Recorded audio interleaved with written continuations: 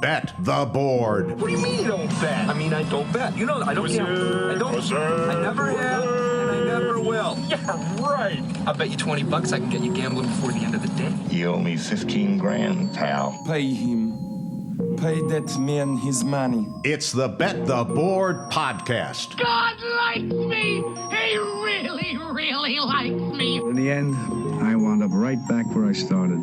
I could still pick winners, and I could still make money for all kinds of people back home. And why mess up a good thing? Here's Payne Insider and Todd Furman. Welcome into the Bet the Board podcast, NFL Week 12, Monday Night Football edition. Hopefully all of you, our loyal listeners, have recovered from your turkey hangovers, quality time with your family, and hopefully a few winners to get you through the wild weekend. I am your host, Todd Furman, joined as always by my esteemed colleague and co-host, the one, the only Payne Insider. And Payne, how goes it getting back into your normal Monday football routine?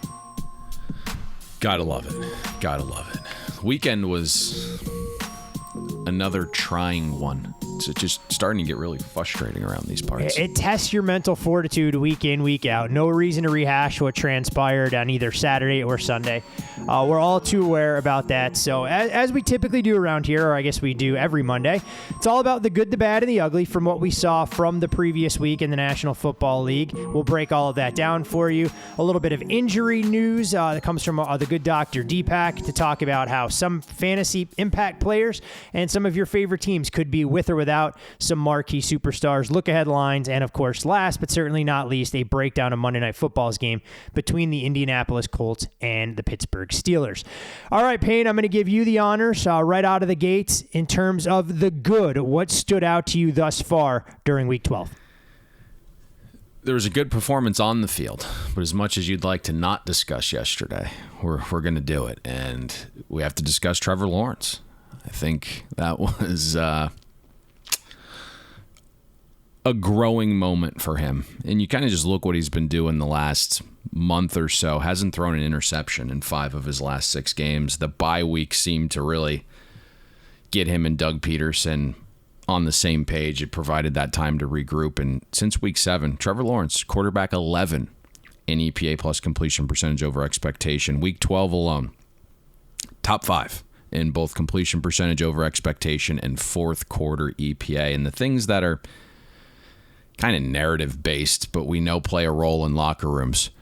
The body language seems to be a little bit better. His personality seems to be, I don't want to say bubbly, but the head isn't always hanging. You could literally watch him melt anytime something negative had happened in prior weeks, and he just came off as a guy that you wouldn't want to follow. But to me, a win like that with a ton of clutch fourth down moments, that could be the building block to gaining confidence and becoming a leader that players in Jacksonville's locker room actually want to follow. Is that the team to watch that you have the most optimism in terms of the way they're trending? When you look at the Tennessee Titans, we know they're about to go through a quarterback transition of sorts. The Indianapolis Colts, no idea what's going on there, and the Houston Texans appear to be a dumpster fire.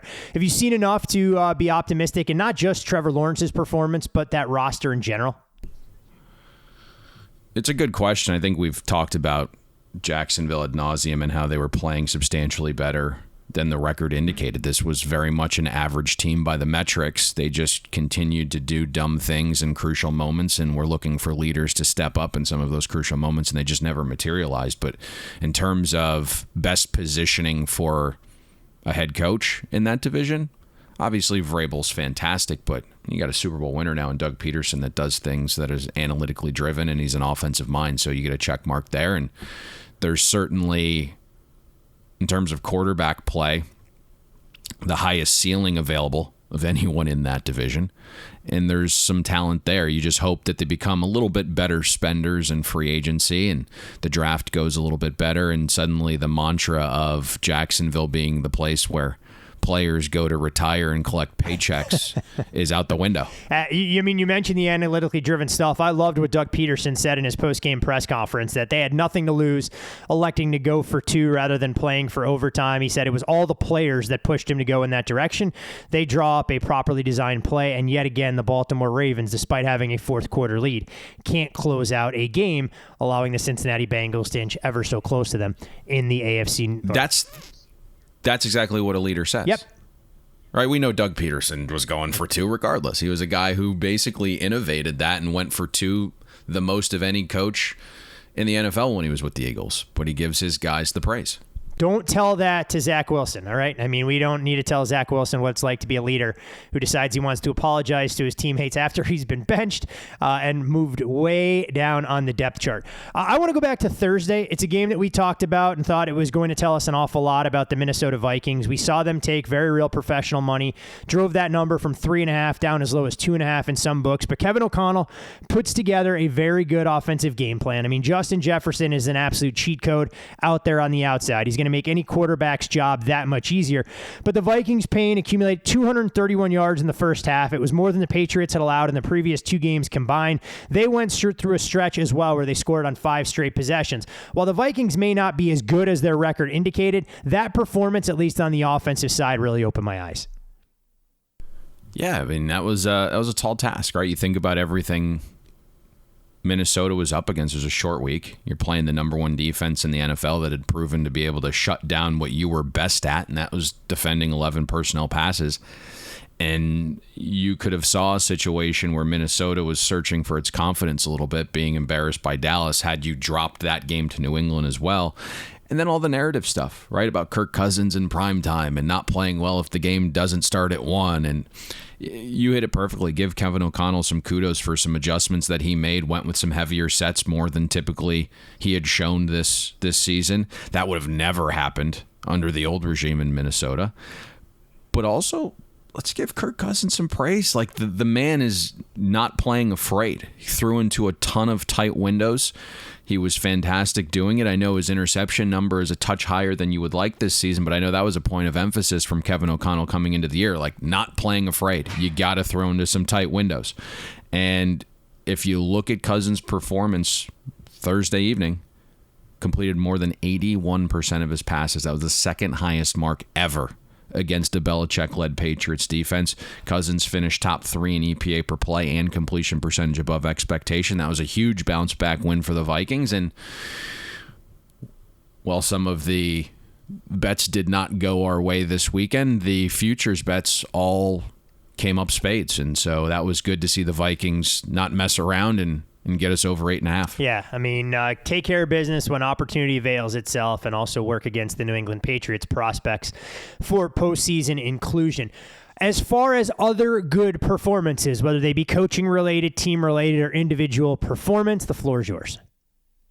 You kind of made that jab at Zach Wilson, so I think that's a good transition point in terms of Mike White and what he was able to do for the Jets yesterday, and give Robert Saleh some credit for pulling the right strings. You know, I think we discussed it a little bit and weren't quite sure what it meant for Zach Wilson's future, but Robert Saleh said all the right things in Zach Wilson's benching, and I think he diffused that situation really, really well.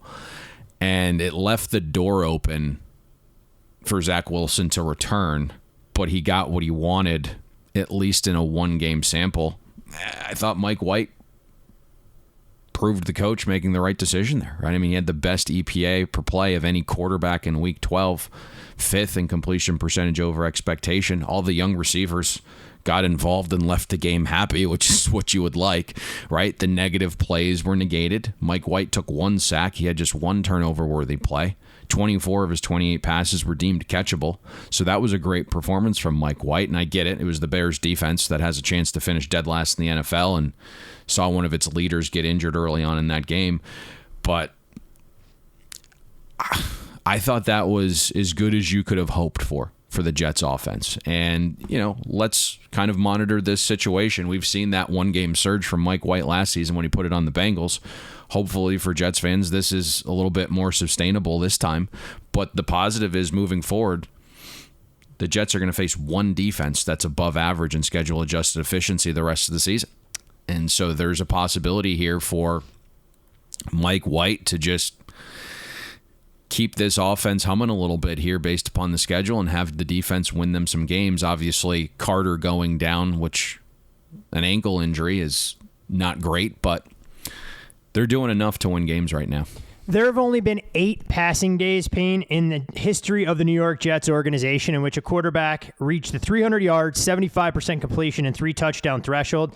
Mike White owns 2 of those. Ken O'Brien has 4. Pretty incredible, and maybe more an indictment of what the Jets have done as a franchise, that nugget from Mike Cimini. But when you look at some of the other numbers, Mike White went out there, and to your point, even against a much maligned Bears defense, settled things down a little bit, especially early when it looked like the Bears had a few wrinkles up their sleeve for Trevor Siemian's game plan. The Jets settle down, hold the Bears under their team total, and allow the offense to find a little bit of separation.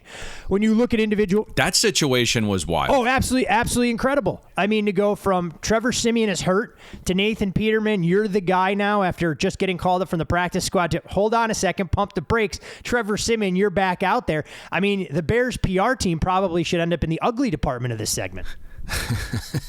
That was the word, is that Trevor Siemian injured his ribs in pregame warmup, and Schefter and everyone was reporting that, Nathan Peterman, who just got called up from the practice squad and was going to be the backup, is now the starter. And then apparently Trevor Siemian was like, I might not have too many opportunities to start in this league.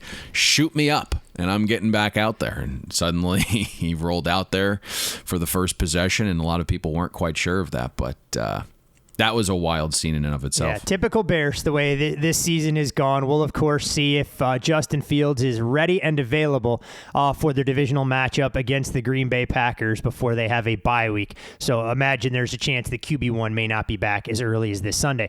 When you look at individual performance, though, Payne, I want to highlight a guy right here in my backyard, that, of course, being Josh Jacobs. Recorded a single-game franchise record with more than 300 scrimmage yards, 229 rushing, 74 receiving, 2 rushing touchdowns, including the game-winning 86-yard touchdown run in overtime of the Raiders' 40-34 victory at Seattle. It was the second longest overtime touchdown of all time. And I have to imagine that Raiders fans, Raiders players, Raiders coaching staff, members of the front office are ruining some of those games where they collapse. When you see that kind of offensive firepower, you know what this team is capable of. Defensive performance is neither here nor there, but the Raiders flirt with nearly 600 yards offensively and end up winning outright in the Pacific Northwest as a 4-point underdog. I think we said this earlier in the season when we talked about Josh Jacobs in a segment like this, and it was like you just feel great for him because he's going to get paid. And this was a guy that was kind of tossed to the curb. He was starting their opening preseason game. They didn't want anything to do with Josh Jacobs, and so it's good to see how this is unfolded. But the other element to this performance was Josh Jacobs was dealing with a calf injury. He was limited in practice on Friday and then aggravated the injury in the third quarter. So putting that in the context of this performance makes it even more impressive. But 49% of Josh Jacobs' rushing yards were over expectation, nearly 3 yards per rush over expectation. Only Latavius Murray had a better mark this week, and Jacobs was also a factor in the pass game. Made that ridiculous one-handed grab in the second half down the sideline. Led the team in receiving yards as well. More than 12 yards a catch, caught 6 of 7 targets. So that was a performance where Josh Jacobs just put the entire offense on his back, and it was just a wildly impressive performance, especially when you think about that calf injury. Yeah, I'm not sure where the Seahawks defenders were in that second and third level on the 86-yard touchdown run, but maybe that's because they elected to put 12 players out there on the first interception of Derek Carr to get an incremental man out there blocking to try and return that kick. But a big win for the Raiders. Seattle looks like they're coming back to earth a little bit. We'll see how the Seahawks get priced going forward. Before we pivot away from the good into the bad, Payne, wanted to give you a final word in this category. Well, I see you have Ezekiel Elliott on here. I know you've been slandering the man for the last month. Yeah, but I am going on there? I am a fair, level-headed man that grades people based on what you've done for me lately. And Ezekiel Elliott reminded us that it's not just the Tony Pollard show. We saw him show a little bit of burst acceleration, season-high 92 yards as he seems to own the New York Football Giants. Took on a bigger workload than Pollard as a running back. And when you look at Ezekiel Elliott, now has 6 touchdowns in his last 4 games overall that he's played, continues to get the lion's share of the goal line touches. What blew me away with that particular market, Payne, Tony Pollard was about a minus $1.50 favorite for an anytime touchdown. Zeke at plus 120. I'm very curious to see how odds makers will elect to price that particular prop for Sunday Night Football when the Cowboys take on the Colts. I think Ezekiel Elliott's carved out his role. And as long as we're just cognizant and we're all self-aware and we're all just viewing this properly, Ezekiel Elliott's overpaid. We know that. And Tony Pollard has the much higher ceiling and upside. But this is a nice 1-2 punch here. Pollard and Elliott have just drastically different running styles right now. And if you can get Ezekiel Elliott 12 carries a game where, he's pounding the defense and wearing them down for Tony Pollard to come in potentially late and use his explosiveness, or you're using Ezekiel Elliott in short yardage situations and goal line situations where he's vulturing touchdowns like Williams, the kid from Detroit, like that feels like where we're at right now with Ezekiel Elliott. And if he continues to play that role well, there's no reason that him and Pollard can't share that backfield. Yep, they're trying to figure things out offensively, and while Kellen Moore draws a ton of ire and scrutiny, this offense looks to be trending in the right direction. We'll see if the Cowboys are able to add another weapon. Should they be able to land Odell Beckham Jr., assuming he can stay coherent when he's on airplanes going back and forth across the country. It is that time of year where Kellen's offense becomes a little bit stagnant. So we'll see how this transpires down the stretch run. Yes, that was interesting. Depends on who you talk to, but apparently he was taking a nap, they claim, and didn't want to wear the seatbelt. Who knows? I don't think it hinders his ability to get picked up here. I want to say this before we transition.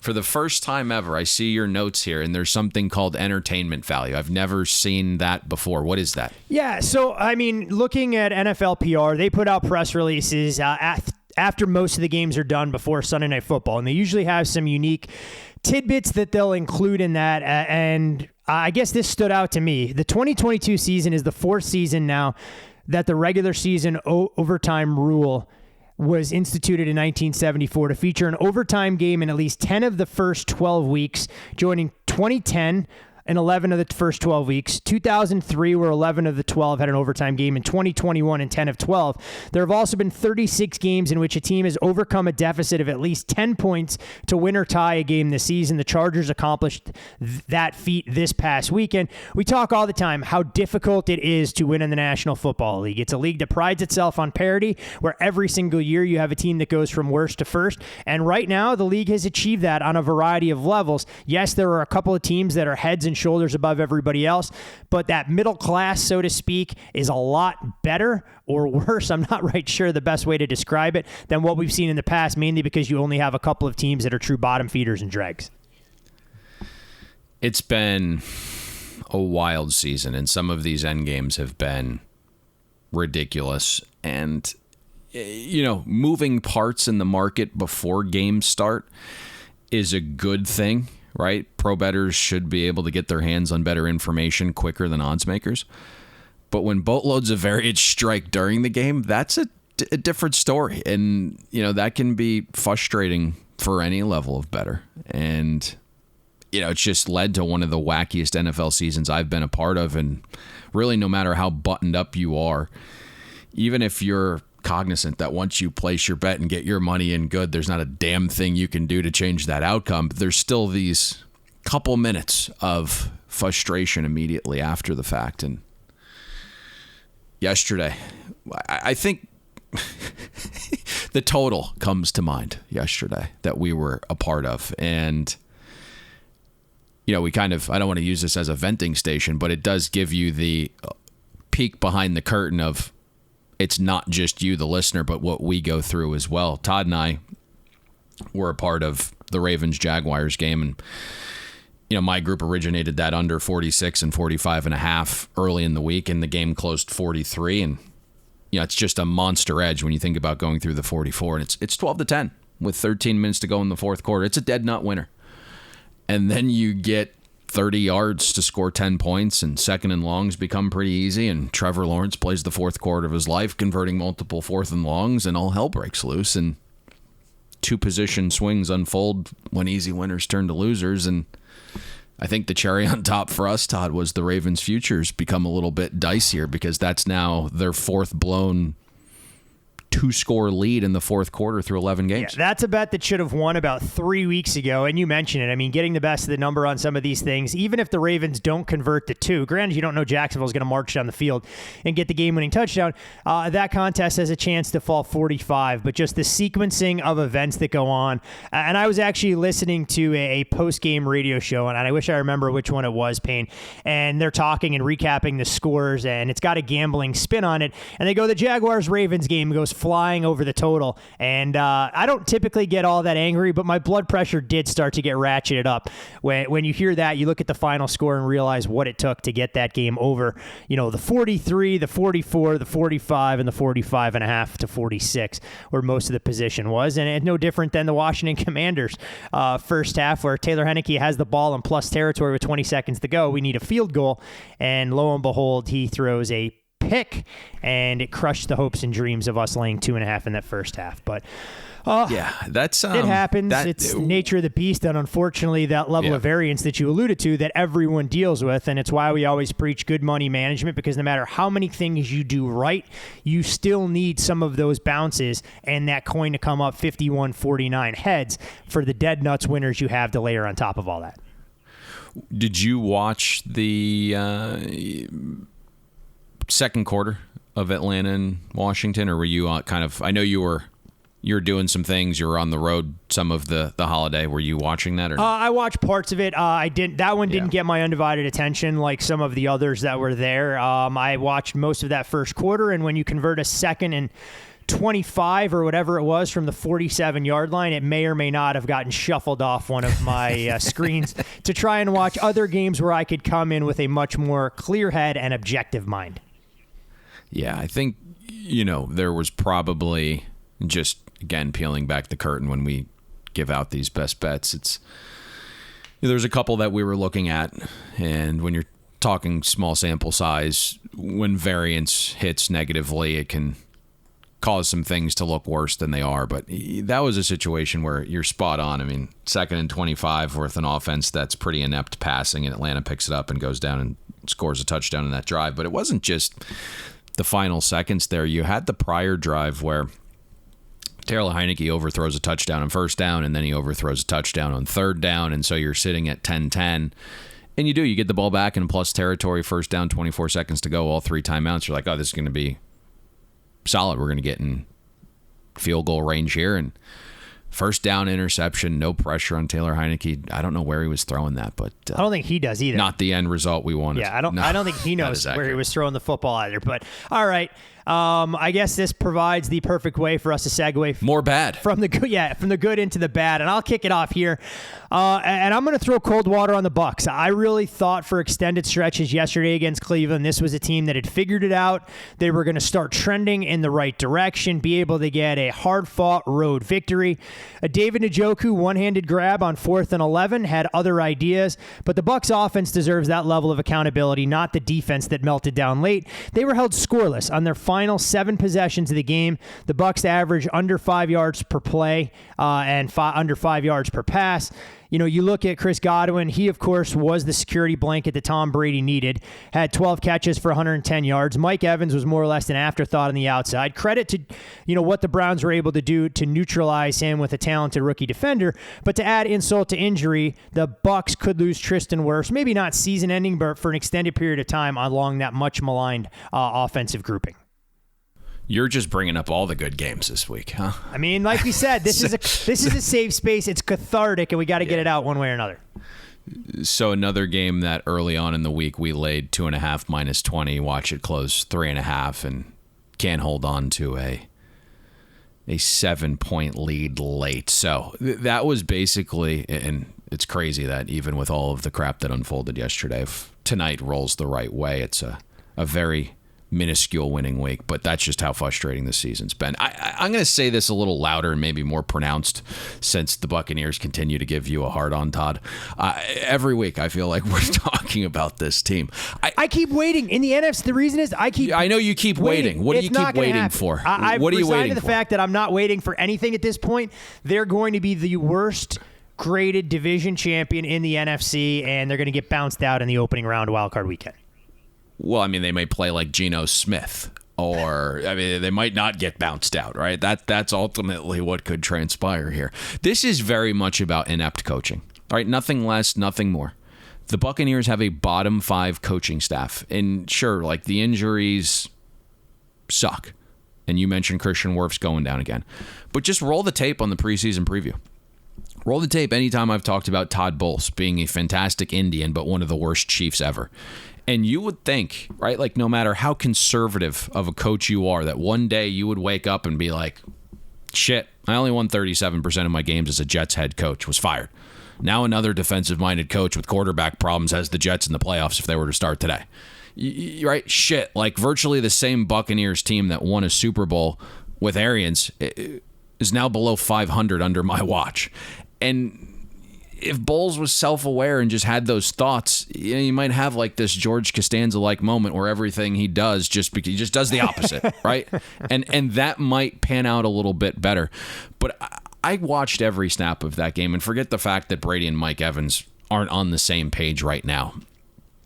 The Buccaneers led 17-10 halfway through the third quarter. The offense was fine at that point when you think about weather conditions. It was wet, it was windy, where the total closed, who bet that total under, right? They were exceeding expectations, in my view, to that point when you think about all of those factors. But the next 5 drives after being up 17-10, there were 7 first down situations. Byron Leftwich called the running play on 5 of the 6 and a pass at the line of scrimmage on the 7th. It's as conservative as it gets. You're playing not to lose. There's 13 minutes left in the fourth quarter. Tampa's still up 17-10. There's a 4th and 1.5 from the Browns' 37-yard line. Okay? You have Tom fucking Brady. The defense you're playing against is 31st in schedule-adjusted efficiency. You can take a double-digit lead and end the game. Todd Bowles elects for a delay of game. Punts from the Browns' 42, and it, of course, goes into the end zone. Bowles didn't think the risk of losing 17 yards in field position was worth putting it in Tom Brady's hands against the second-worst defense in the league. Like, think about how conservative that is. And then, to me, the biggest snafu, and it's tough to think about that after what I just said, that this would be the biggest snafu. Todd Bowles' specialty, defense, great defensive mind. Cleveland's final drive in regulation. It's a 4th and 10 with 32 seconds left. You get a stop, the game's over. The Buccaneers have 3 timeouts left at that point. Any coach with a pulse lets the opposing offense break the huddle, gets a look at their formation, and then calls timeout to make sure you're in the right defense, right? Allow your pass rushers to get a last breather so they can go balls to the wall and create natural pressure. Nope. Bowles saw the formation the Browns were in on 4th and 10 and thought, you know what? I love the idea of David Njoku, who's 6'5", 250, runs like a gazelle and has a large catch radius, going against the worst cover linebacker this league has seen the last 4 years in Devin White. Quite literally, that's the biggest matchup advantage the Browns had yesterday. If you ask Kevin Stefanski, hey, if you could handpick one of your offensive players and handpick one of the Buccaneers' defensive players to attack, which 2 players would you choose? 100 out of 100 times, Stefanski says, Njoku versus Devin White. And Todd Bowles, with 3 timeouts, saw this formation and didn't call timeout, said, you know what, I like that. Let's go with that. Horrific coaching. This is literally a bottom 5 staff right now. And it's not even debatable. I don't know where we go for an encore from a bad standpoint in this particular classification. So I'm dying to know what you have on your little notepad in front of you. Well, you have Seattle, so we can transition there, but I feel like we can just end the podcast there. That Bucs game left me irate, and it's very few times, right? You get the initial, 90 seconds of just being fuming, mad, and cussing, then you just move on. That one lingered for about 7-8 minutes. Yeah, you got to afford yourself 3 to 5 minutes max if you're going to do this week in, week out. When games take more than that, to your point, there are some that sit under your skin and are tougher to kind of expunge in the hour to 90 minutes post-mortem, and then it's even worse when you dig back into the numbers and try and figure out good bet, bad bet, or you became a victim of variance in any capacity. Yeah, I mean, I talked about Josh Jacobs' performance in the good and what he did there, but the Seahawks defense obviously has a cross to bear here. You give up 293 yards passing. You give up 283 yards rushing. The Raiders average 7.5 yards per play. We talked about the broken call or whatever it was with an 86-yard touchdown run in overtime, and the Raiders record 570 276 yards of offense on Sunday. They're the fourth team in the Super Bowl era with at least 275 yards passing and 275 yards rushing, joining the 2012 San Francisco 49ers, the 1986 Cincinnati Bengals, and the 1978 Cowboys. And on the flip side, Seattle's ground game completely non-existent. 23 carries as a team for 65 yards. We kept waiting for the other shoe to drop, and this has been a successful season for Seattle, even if they don't win another football game the rest of the way, given what they've had out of their rookie class. But coming out of the bye, that team had no answers defensively, and I'm not quite sure who best to point fingers at for that. I think we thought their defense was a little bit fraudulent. Certainly they were making some improvements, but you looked at the schedule of offense it had played leading up to the Buccaneers game, and I think that was one of our main handicaps for that Germany game, was like, hey, yes, they've improved a little bit defensively, but they haven't played a soul. I think the other thing here is expectation creates pressure. And when you reach your win total 8 weeks into the season and suddenly find yourself atop the division, playing fast and free isn't a thing anymore, right? The conversation changes a little bit. Geno Smith's doing interviews all week long, and the conversation's now you can win the division, right? Can you hold on to that multi-game lead? Can you make the playoffs and go on a little bit of a run here? And it's just a different vibe now, right? I mean, Seattle was handled easily by Tampa in Germany. That final score wasn't remotely close to what transpired on the field. And then off the bye, you drop a home game to the Raiders team that's kind of searching for some confidence, and now you're looking up at San Francisco.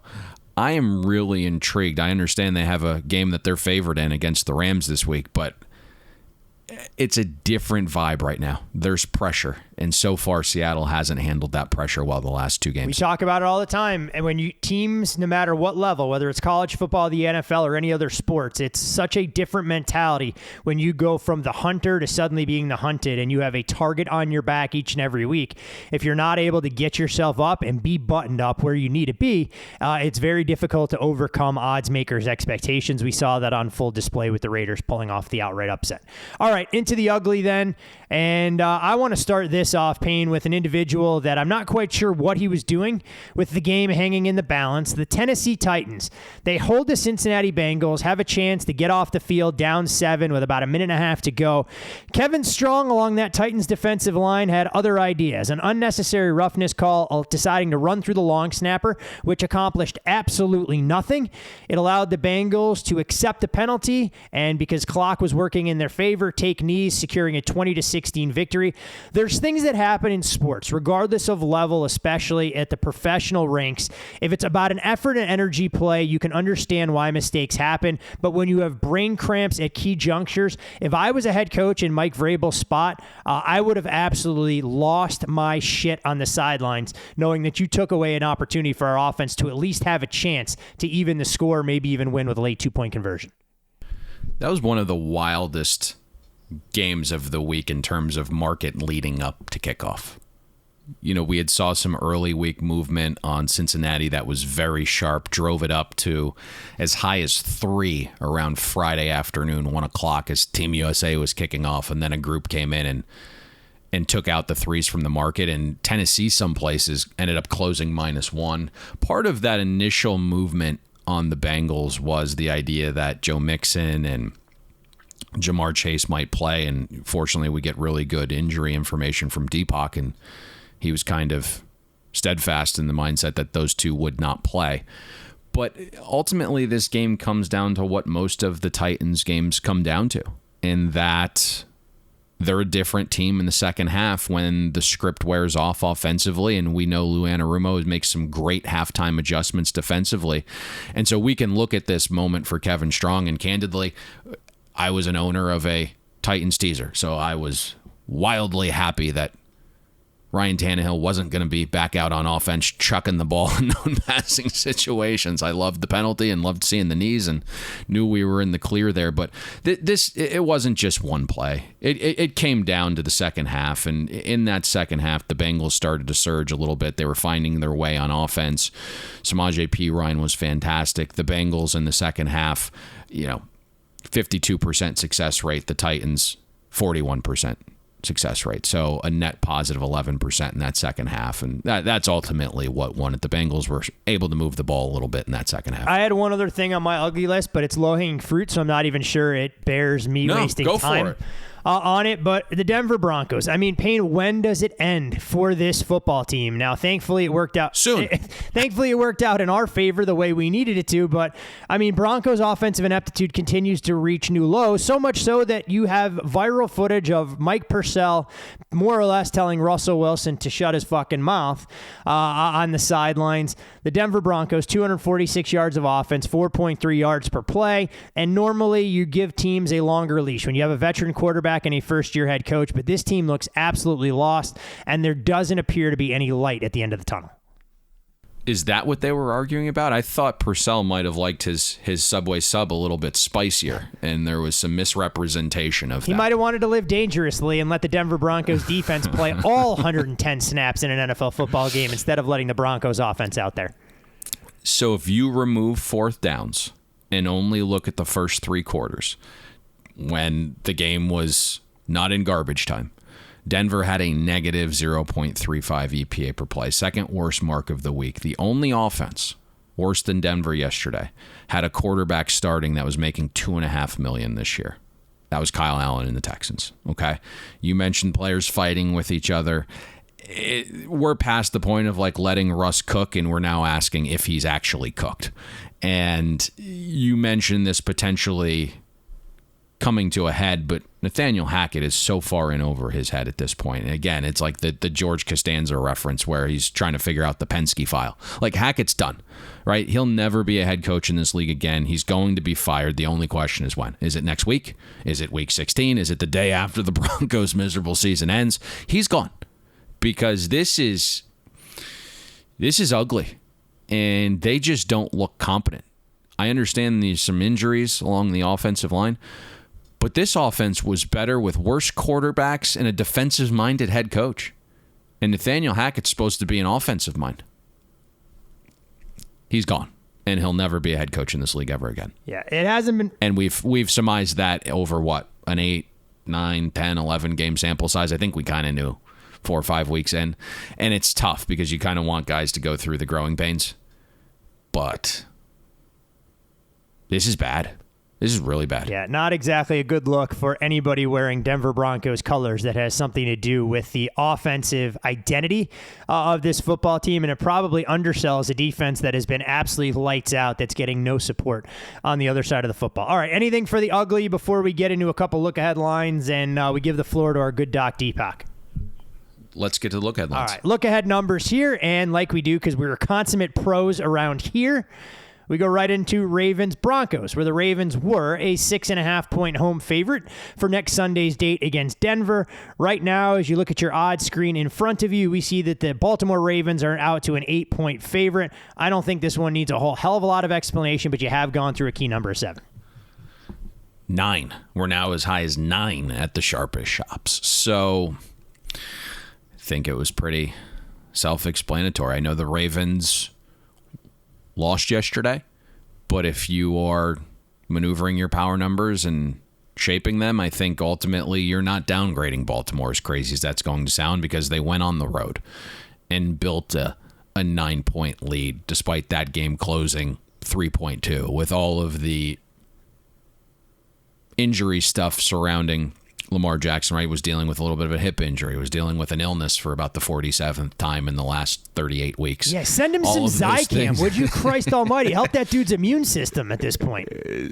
So you just kind of look at that fourth quarter melt, and yes, you might have to make an adjustment for that because it's now been 4 times in 11 weeks, but ultimately no one's really downgrading the Ravens off that performance, and we're downgrading the Broncos in a major way. I do think at some point, though, right, total at 38, I mean, there's probably going to be some value at Denver. It's just a matter of which faction of better are you going to be. And this was something we discussed, right, on Thanksgiving Day, and both sides came up spades. Are you going to quickly get out ahead and play your advantage teaser on the Ravens? Or are you going to come back when this gets to 10 and value bet the dog? We saw both of those scenarios play out quite well for the Dallas and Bills games to start the day on Thanksgiving.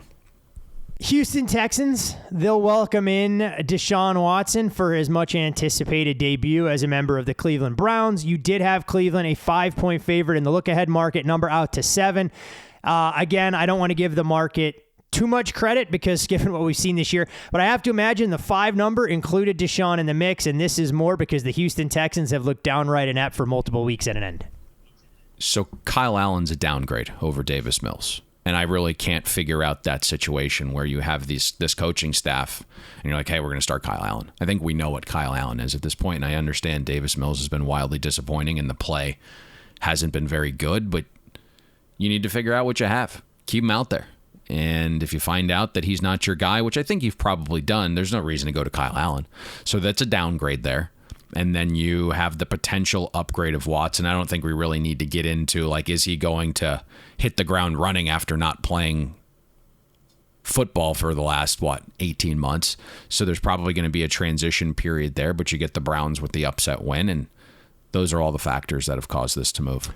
Seahawks, we talked about them a little bit earlier. They were a 3-point road favorite within the division as they'll head down the coast to take on the Los Angeles Rams, despite coming into a game fresh off a loss. They have now moved into that 4.5-5-point range, which Payne obviously has more to do with the current state of the Los Angeles Rams than it has anything with the Seattle Seahawks. Yeah, let's see who's under center for the Rams. I think this game... Kurt Warner? Probably has some intrigue to it, and we'll see ultimately who's under center there. Could we get Kurt Warner back? I mean, does he have anything left in the tank at this point? I mean, it's quick from the NFL Network studios at SoFi. Get him out there under center to lead Sean McVay's offense. But yeah, 3 to 4.5 on that particular game. Out to 5.5. Out to 5.5. Yep, I'm looking right now. Good call. Out to 5.5. Chargers, Raiders, divisional game here as well. The Chargers were a 3-point favorite on the road for their trip to Allegiant Stadium. That number has come off the key. There is 1-2 out there, but 2.5 basically the consensus. Yeah, I mean, the Raiders showed pretty well here, and I understand the Chargers had a nice victory, but once again, down double digits, battling your way back, and Justin Herbert pulls out the rabbit out of the hat again and just leads his team to victory. So ultimately, that's what you're seeing here is the market not really respecting the Chargers' win last week because, again, a win on the scoreboard, but you just think about the play throughout a game, and you're down double digits to the Arizona Cardinals, who are an absolute disaster. And obviously, the Raiders are showing some fight here, back-to-back wins.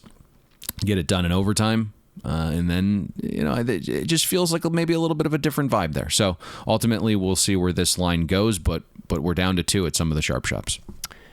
When you look at the way the Chargers have performed, to your point, Brandon Staley stays on that front foot, goes for 2 there, puts the game over the total, allows the Chargers to win as 1. Arizona Cardinals backers who had tickets on the right side all day, collective sigh of relief as they don't have to sweat out overtime down there in Glendale. You can follow Payne on Twitter at Payne Insider. I'm Todd Furman. You, of course, can follow me there as well. Most importantly, follow the podcast at Bet the Board Pod. But better than the 3 of us, if you're looking for injury updates on a week in, week out basis, you're going to want to follow our next guest. That's Deepak Shona, and his Twitter handle is at SportMD Analysis. Deepak provides all the injury updates on a lot of the NFL's marquee players. Are you injured or are you hurt? When injuries occur in the NFL, you need someone to call on. If you're hurt, you can still play. If you're injured, you can't. Let's check in with Dr. Deepak Chona, Stanford and Harvard-trained orthopedic sports surgeon and founder of SportsMed Analytics, the industry leader in data-driven injury analysis. So are you hurt or are you injured? All right, well, thank you, Todd. Lots to talk about today on the injury report, so we will dive right in, starting with Aaron Rodgers. Now, he took a couple of shots to the ribcage area, reportedly no fractures seen on x-ray. You can't always tell immediately from the x-rays alone, so he's probably going to undergo some more tests this week. Now, the key is, even if there's no fracture, he's not really in the clear just yet, because these are very painful injuries. And we saw Justin Herbert be affected by one of these early in the year. He was able to come back without missing any time. And Aaron Rodgers is likely dealing with a similar situation where he could force his way back and use some protective padding over the area in addition to some numbing injections. But otherwise, every time he throws a deep ball or a bullet pass, this injury is going to hurt. So with the Packers losing Aaron Rodgers older, you wouldn't necessarily be surprised to see them say, let's sit you, play Jordan Love, and get you healthy before you come back. Then you have Tristan Wirfs. Now, the video of the injury looked pretty severe. He got his leg rolled up on, but the x-rays were negative, so most likely what we're dealing with is a high ankle sprain. He'll get an MRI and we'll know a little bit more. Most moderate severity high ankle sprains for offensive line, you're looking at 2 to 3 weeks on average. Now, again, we'll know a little more, but early reports from Tampa are optimistic, so we may be looking at lower severity on this side. Then we have Teron Armstead, and he has a pec strain that knocked him out of the game. Luckily, though, they're not calling it a pec tear. A tear is what we saw TJ Watt deal with earlier in the year, where it made him miss about 2 months and sometimes need surgery. So with a pec strain, usually you would expect return in about 2 weeks, but we'll know a little bit more another MRI situation that'll tell the story. Then we have Travis Etienne. Now, the most common issue for Etienne here would be a midfoot sprain, but bearing weight on the sideline bodes well. He wasn't in any boot or crutches after the game, so to be determined on his status, but we would lean towards him playing week 13. Then Christian McCaffrey. Now, the reporting of inflammation and irritation in the knee, plus the combination of his brace, suggests a diagnosis of patellar tendonitis. If so, this is a type of injury that benefits from rest and load management. So it wouldn't be totally surprising if CMC is out for some practices, but then able to play in games. We'd also expect some more committee work when games are in hand, and if the Niners clinch early, you may see him rest towards the end of the year in order to get fully healthy for the playoffs. Then Michael Carter. Now, the team is calling it an ankle injury, but they're not specifying high or low, and that's an important distinction because most low ankle sprains will be played through without missed time by running backs. High ankles are more commonly going to cause 2 or more weeks out. Average for moderate severity high ankle is 2 to 4 weeks. The return to practice timeline will help clarify things a lot. If he's back on the practice field by Thursday, probably just dealing with a low ankle sprain that is not going to cause any lingering impact. If he's not there by Thursday, I'm leaning towards high ankle as the diagnosis. And then we have Joe Mixon, very likely to clear concussion protocol for week 13. Running backs coming off of concussions don't generally see any negative performance hit, so we're overall optimistic about Mixon and reinserting him back into lineups next week. Then we have Raheem Mostert. Now, he's also likely coming back week 13, but Mostert has a history of multiple knee issues, so we would expect some load management going forward, especially now that they seem to have a pretty good system in place with Jeff Wilson. Then Darnell Mooney. Now, unfortunately, less optimism here. The video looked like he had a moderate or severe high ankle, and then they're already saying he may be considering surgery, which suggests to me that the x-rays showed something like displacement of the bones, which you can see in this case. This would likely be a tightrope type surgery. It's something that players come back from well, but it wouldn't be until the start of next year. Then Allen Robinson, another case of being shut down for the year. He's having surgery for a stress fracture in his foot, and there's a high success rate of healing this issue with surgery, but it won't be until the start of the 23 season. This isn't the type that should confer any additional durability risk, however, so Allen Robinson, if you believe that he may have a performance impact next year, then he could end up being a sleeper for you based on the combination of his performance this year plus the injury. Then we have Justin Fields.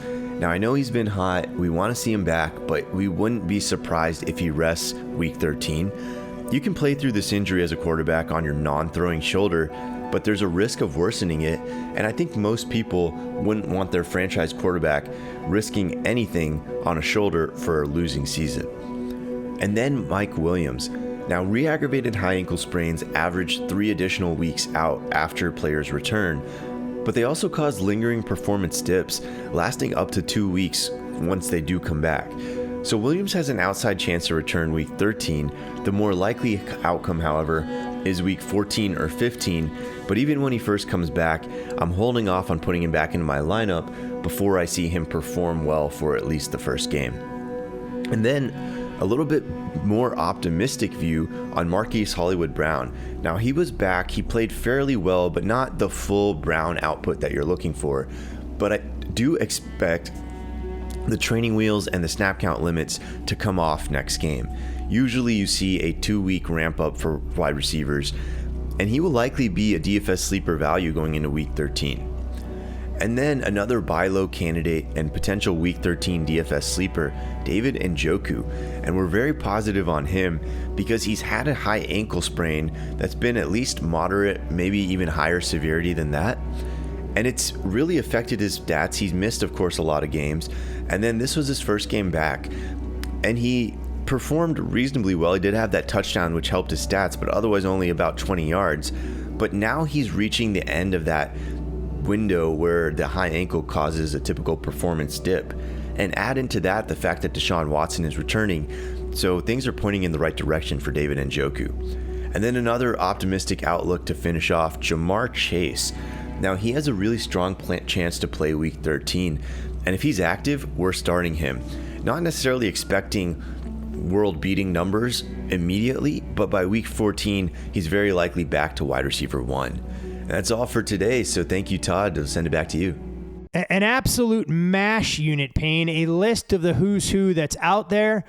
Didn't think when we went back and forth with Deepak yesterday about some of the players we wanted to cover that Aaron Rodgers was going to make that list, and knowing that Green Bay has an upcoming bye. He does own the Chicago Bears, so maybe that factors into his calculation a little bit. But Deepak didn't necessarily sound that optimistic that the Packers would rush him back, knowing that they'll have an extra week of recovery and maybe get a chance to look at Jordan Love against one of their heated division rivals. Yeah, Jordan Love looked pretty competent late in that game, so maybe you toss him out there, and that's the start of this transition, potentially. I don't know. I mean, obviously, Aaron Rodgers is going to be fine. I don't know if he's going to play this week, as Deepak noted, and he certainly couldn't throw the ball more than 7 yards late in that game without just kind of clenching his ribs every single time, but I didn't think there was any structural damage, so we'll see what comes of this, but probably not a terrible idea now that your season's done to throw Love out there, and hey, sink or swim. I understand the contract's hefty, but what happens if Love goes out there and performs? I mean, there's certainly some quarterback needy teams that might want to take Aaron Rodgers off your hands, and so it might be the best approach this coming week. Might be awfully fascinating to see what happens there if Green Bay found a trade market for Jordan Love or if they shipped Aaron Rodgers in the twilight of his career to a team that thought they were one piece away from making a push for the Lombardi Trophy. Obviously, as we always do, you're going to want to monitor these injury reports throughout the course of the week to figure out if these players get upgraded or downgraded for their team's game this coming weekend. On to Monday Night Football, Payne, where we have the Indianapolis Colts and the Pittsburgh Steelers. Indianapolis right now, a 2.5-point favorite pretty much everywhere. There is a 2 out there. There is a 3, depending on which side may be catching your eye. Total in this game, 39.5. The Colts, they've covered both games since Jeff Saturday took over as head coach. Meanwhile, the Pittsburgh Steelers, 3-7 start is the worst for the franchise, going all the way back to 2003. When you look at the Indianapolis Colts, they've been an under juggernaut, with the under going 9-2 through their first 11 games, second best in the NFL behind Denver in that department. The Colts games are averaging a shade more than 35 total points per contest. Again, the second fewest behind the Denver Broncos. When you look at the way this game has played out in the betting market, clearly we've seen 3s gobbled up when that was available, so I feel like the number is the most logical place to start here on the handicap. Yeah, I think you can kind of maybe weave this into the breakdown. I don't think this needs a really, really long one, but I mean, the Colts defense is banged up, and that's part of this. We know their leader, Shaq Leonard, is out for the year. Their best pass rusher, Kwity Paye, is out. DeForest Buckner's going to play, but he missed most of the week with an illness. You have Zaire Franklin, the starting linebacker, come down with an illness on Friday. He's questionable, and Yannick Ngakoue is dealing with a back injury. He was a DNP Saturday at practice and is questionable, so let's monitor that situation from now until kickoff. But past that, right, like why Pro Bettors wiped out the 3 from the market on Pittsburgh is this massive dichotomy in schedule strength. And it's on both sides of the ball. I mean, Pittsburgh's faced the toughest schedule in the NFL to date, and they've done some decent things out of the bye week metrically that would kind of lead you in this direction. Yeah, I mean, credit to you guys. I mean, I know we highlighted on our AFC North preview before the year. We said regardless of what the Steelers were able to accomplish on the field, we knew it could be a transition year given that they had one of the league's toughest strength of schedules. That has continued to be the case throughout the course of the year, and obviously contributing to the fact that this team is now 3-7, but priced accordingly and taking money from professional bettors for the second straight week. When you look at this Steelers offense, obviously Kenny Pickett has a much better rapport and chemistry with George Pickens. Deontay Johnson still trying to find his way in the offense. Jaylen Warren out for this game, so they do lose a change of pace back. If you're trying to identify a path of success for the Pittsburgh Steelers against the Colts, is it relying on Kenny Pickett to throw against this defense, or is it hoping that they can stay consistent and maybe build on back-to-back good rushing performance from Najee Harris, who looked like he was carrying a piano on his back through the first 8 games of the season?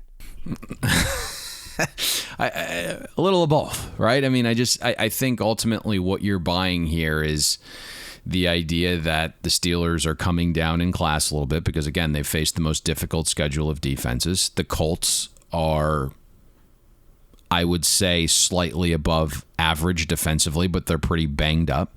And I just feel like the Steelers' bye week did them some good. And those midseason buys for young teams can be like a mini training camp where coaches can kind of enhance what's working, ditch what's not. And if you look since week 9, the Steelers are 10th in EPA per play. Kenny Pickett's been a touch more aggressive as well. Just looking at his rate of throws, 10-plus yards, it's increased 11% post-bye. And the run game has been trending a little bit more efficiently, as you mentioned, with Najee Harris looking much healthier. They're top 5 in EPA per rush since week 7. And then you have George Pickens, whose usage probably isn't as high as it should be. He deserves more targets, but he's been that field stretcher and space creator for the Steelers offense. And if you just look in terms of value over an average receiver adjusted for schedule, Pickens is fringe top 20 in this league. And you've also seen Pat Freiermuth kind of start to ascend and be that security blanket for Kenny Pickett. And you just kind of look at that matchup specific to your question. Colts are below average in both receptions and yards allowed to the tight end position. The Colts, if you look at their defense, they live in zone. So Freiermuth should be able to find some holes there. Colts allowed more than an 8% touchdown rate to tight ends. That's, not very good. That's a bottom 10 rate in the league. They also allow a shade less than 8.5 yards per target to the tight end position, also a bottom 10 mark in the league. But I think the one thing, if you're watching this game at home, if Pittsburgh's going to pull off the upset, Kenny Pickett has to be better in the red zone. It seems like when space shrinks a little bit, so doesn't his play. He's completed less than 47% of pass attempts once that space gets condensed. And if you look since week 8, out of 41 quarterbacks with at least 2 red zone pass attempts, Kenny Pickett is 40th in passing EPA. So he's got to get that figured out a little bit better and turn some of those drives into touchdowns. We know, right? Like, there's not going to be a ton of red zone trips in a game with a total of 39.5. So when you get down there, you have to take advantage of that. Only Josh Allen is worse over that time frame, by the way, in the red zone, which is pretty shocking to me. Hey, I mean, credit the Steelers, Payne. They got their first offensive touchdown of 10-plus yards this season last week in their 37-30 loss to the Bengals. The Steelers had gone 9 straight games to open the season without a touchdown coming from 10-plus yard. It was actually the longest such streak by any team since the 1932 Staten Island Stapleton. So I know that was a household name. We all know that roster. It's just like the Murderers Row the Yankees put forth back then when you're talking about the NFL and the Staten Island Stapletons. On the other side of the ball, when you look at this Pittsburgh Steelers defense, clearly they've had problems against the pass. They've been surprisingly good against the run, allowing less than 4 yards per carry, which has them top 5 in that department. From an overall counting stat standpoint, top 10 in the league, giving up a shade more than 100 yards per game. And this Colts offense lacks a lot of big play potential. 17 or fewer points in all 6 of their losses. They're averaging 15.7 points per game overall. The offensive line consistently graded out one of the worst pass blocking units in the NFL. But for them, at least they're seeing glimpses of what Jonathan Taylor can do, despite him not going for 4 yards per carry last week in their 17-16 loss against the Eagles. The perception of Indianapolis from mainstream media over the last 3 weeks is kind of hilarious to watch. It's like a yo-yo. They got a media guy as their head coach, Payne. You have to paint them in a positive light. But it started with outrage and jokes that Jeff Saturday, Jim Irsay's drinking buddy, was hired with no real qualifications, to suddenly like what a great hire it was because the Colts hung 25 points on the worst defense in the league and the Raiders and played the Eagles tough and one of the best spots of the entire season. So it's crazy how that's changed over the last 3 weeks. Fundamentally, the Colts figured out what they want to be and can conceivably be on offense based upon their personnel, and that's just this quick, short pass offense and a team that wants to run the ball. Matt Ryan's accurate, but doesn't have a ton of arm strength left, and the Colts O-line can't really pass protect well for more than 2.5 seconds, and Jonathan Taylor's their best weapon, and Indy lacks a true number one receiver, so this is kind of how this offense is built right now. The Steelers, to the point at the top that we talked about, have played the number one schedule of offenses in the NFL. So they're stepping down in class here in a major way. And even if you remove the 2 Sam Ehlinger starts, which you should yank from the data, the Colts are still dead last in schedule adjusted offensive efficiency. The Steelers are 7th against the run. Since week 9, Pittsburgh's 3rd in EPA per rush allowed. Only 25% of runs have graded successful. The Colts haven't gotten a ton of push from their offensive line, so you just wonder what type of game Jonathan Taylor's going to have. I know a couple sharp prop bettors are looking at his under rushing yards this evening. We'll see if that unfolds for them. I haven't quite gotten there yet, but I know that's going to be pretty sharp. And I think really where pro bettors found their edge in this matchup is the market not properly valuing the Steelers defense, right? TJ Watt's back, arguably the best defensive player in the league, worth 1.5 points. And when you only factor the Steelers defensive snaps with TJ Watt on the field, it's a unit that flirts with being top 5. Without TJ Watt, it's below average. So you have to make that manual adjustment. When I look at my power numbers here, these two teams are dead equal right now, although you could make the case that even with the Colts win against the Raiders and cover against the Eagles, that they're kind of trending in opposite directions metrically. Like, the Colts are still not very good offensively, and you're kind of seeing some underlying metrics for Pittsburgh that are kind of blinking by signal. But again, these are two dead equal teams. You factor in home field advantage. It's Monday night, loud crowd in a dome. It's a rookie on the road for Monday Night Football. Like, 2.5 is the right number here. You can see why 3 was wiped out. The guys that didn't grab 3 immediately gravitated towards teasing the Steelers, getting through the 3 and the 7 in a low variance game with a total of 39.5. And so that's everything I know on this game in terms of what's been bet, and that's kind of how I've approached it personally. It's a lot of information in a short period of time to break down a game for two teams that will be home for the holidays, or I shouldn't say that. I guess they'll be home after Week 18, barring some second half surge from the Indianapolis Colts if they're going to thrust themselves into the playoff race in the AFC. You can follow Payne on Twitter at Payne Insider. I'm Todd Furman. You can follow me on Twitter as well. Most importantly, as always, follow the podcast at Bet the Board Pod. And if you haven't already done so, subscribe to the Bet the Board newsletter, a friendly reminder in your inbox every single Friday about all the great things we're doing around these fine parts, including articles, additional podcasts, and everything you need to become a better investor in the sports space. Anything else, Payne, you would like to share with our loyal listeners before we say goodbye and reconvene on Wednesday to talk a little college football championship weekend? No, I think we covered a lot of ground. Big Wednesday podcast ahead with conference championships, and Brad will come back into the fold, and boy, he's been propping us up.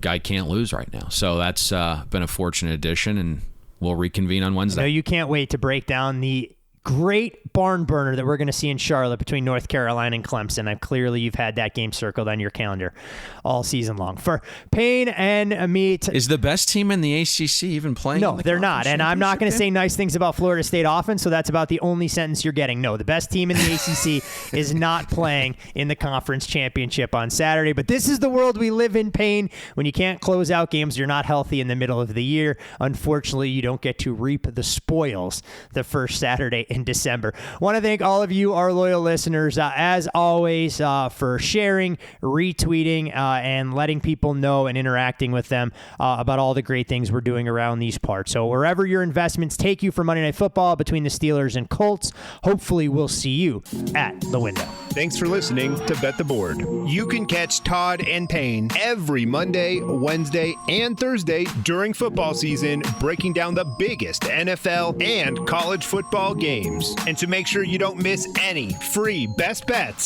subscribe to Bet the Board on iTunes, Google Play, Spotify, or wherever you listen to podcasts.